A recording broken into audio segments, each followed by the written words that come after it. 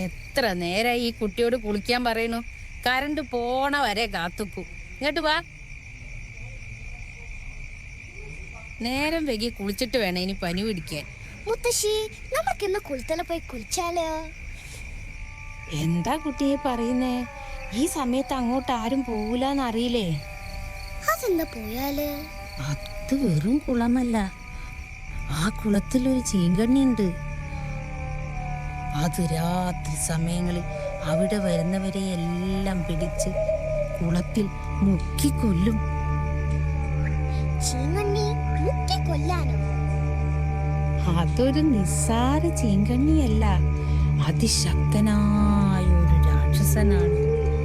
പണ്ട് ദേവഗണവും അസുരഗണവും തമ്മിൽ യുദ്ധം നടന്ന കാലം. അസുരഗണത്തിലെ അതിശക്തനായ അസുരനായിരുന്നു കാളിയൻ. 3 ലോകങ്ങളെയും വിറപ്പിച്ച് ആർക്കും തോൽപ്പിക്കാൻ കഴിയാത്ത യോദ്ധാവ്.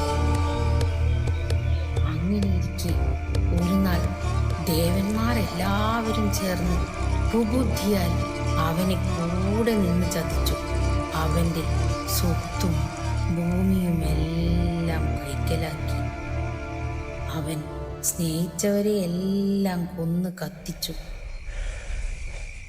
അതും പോരാതെ കാളിയന്റെ നേരെ ബ്രഹ്മാസ്ത്രം അയച്ചു.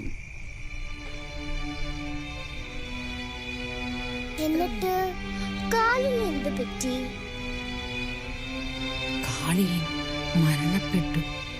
കാളിയന്റെ രക്തം ഭൂമിയിൽ ഇട്ടു വീണ സ്ഥലമാണ് ഈ കുളം. അതിൽ നിന്ന് ഒരു ചീങ്കണ്ണിയുടെ രൂപം പ്രാപിച്ച്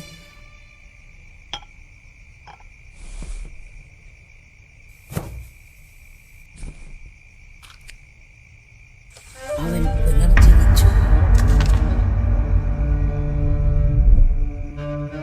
രാക്ഷസൻ എങ്ങനെ ഇരിക്കുക?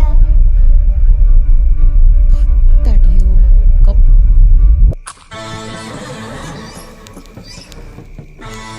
തീയെരിയുന്ന കണ്ണുകൾ, ജടകളാൽ മറഞ്ഞിരിക്കുന്ന മുഖം, പെരുവിരലിൽ സർവമർമ്മങ്ങളെയും നിയന്ത്രിക്കാൻ കഴിവുള്ള മോതിരം, തീ ശ്വസിക്കുന്ന കൊടും രാക്ഷസൻ. രാത്രിയായാൽ അതിലൂടെ പോകുന്നവരെ തൻ്റെ മർമ്മവിദ്യകളാൽ മയക്കി തോളിലേറ്റി കുളത്തിലേക്ക് നടന്നിറങ്ങി കുളത്തിൽ മുക്കിക്കൊല്ലും. അങ്ങനെ ഈ കരയിൽ എത്ര ജീവനെടുത്തിരിക്കുന്നു. മുത്തശ്ശി, ചുമ്മാ കള്ളം പറയല്ലേ. മുത്തശ്ശ, ശരിക്കും രാക്ഷസൻ ഉണ്ടോ?